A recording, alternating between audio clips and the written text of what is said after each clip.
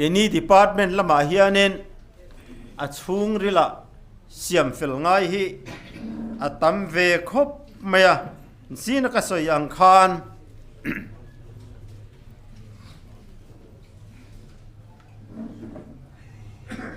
payroll MR kan ne MR atak tak chuang tlai dila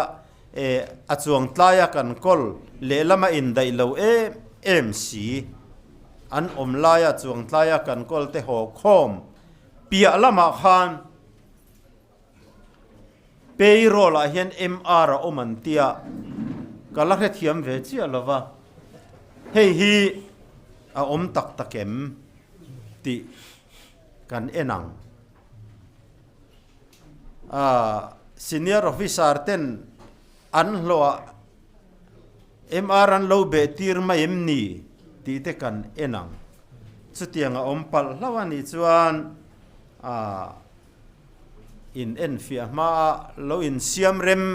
zung turin kan in ngen ane mi pui sum ti ching pen da chi reng hi ngai zam chi ani lova kan ngai zam thiang don lo ane enga tinge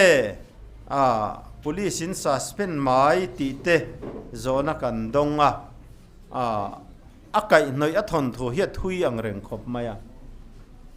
sil chara tanga eng phur po motor lo lut ku balu phur thengen anron overload de uvekane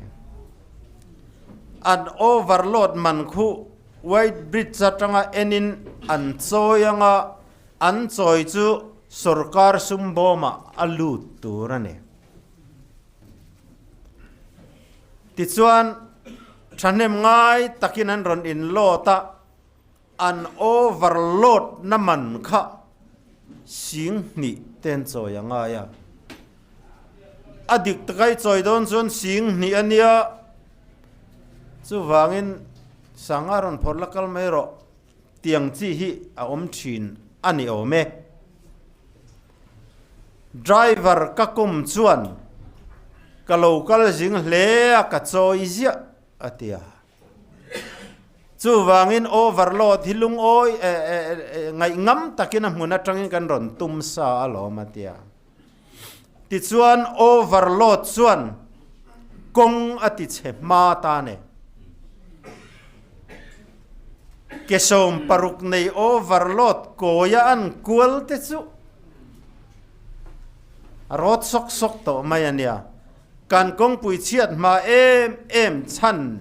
zinga pakhat chu overload motor ina zo na saru tu ene chu overload mana chu sarkar sumboma lut chu ni se kong siam nan kan bang thei tu na nia sarkar sumboma ni lo sarkar mi roi te sumboma lu awang khan atuar tu su mi pui kan ne ta ne chu wangin cheng som nga lek bo ni se za lek bo ni se kan kong ti chetu te dik tak chu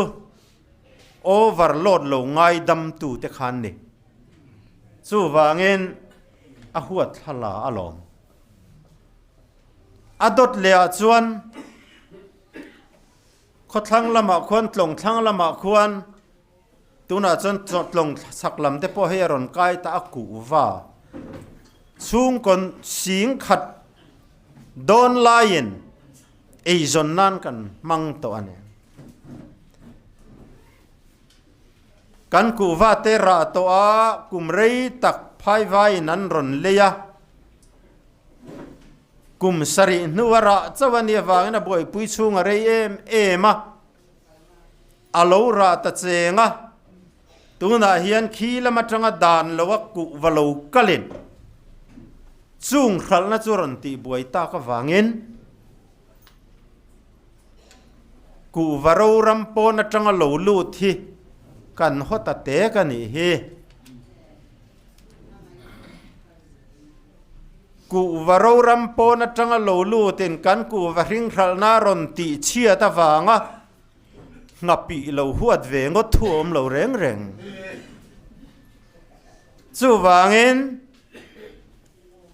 kan economy ti che thei ani chuan kan ho zelang ati che thei lo ani chuanin adu duin lo koi sela thu dang ane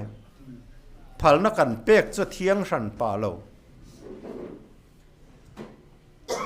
chu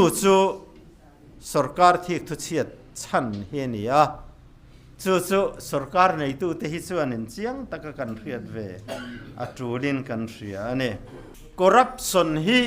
kan do na via wang ti kha ni za chung project kha khan omane hei hi chu chu min ni atang chon kan tiang tiamo om thei lo ani a sarkar a pian atangin theiang tokin kan la do tlang zel ni na langa he thu kan soilai hian kei ka ni emo sarkar kan mi tirte minister an ni emo advisor an ni emo ke ni ho hian corruption la ka filim lo ni kan riat emo kan rin lelemo an omani phot chuan poisa tham te kan lo omem chung chu opposition ho in an report ma nge in ke ni ho hi veng tu tur le a report ma sa tur kan ni ti hi kain ngen do ne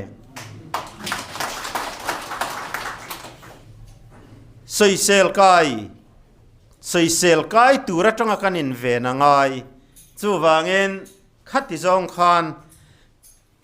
itang ho bang u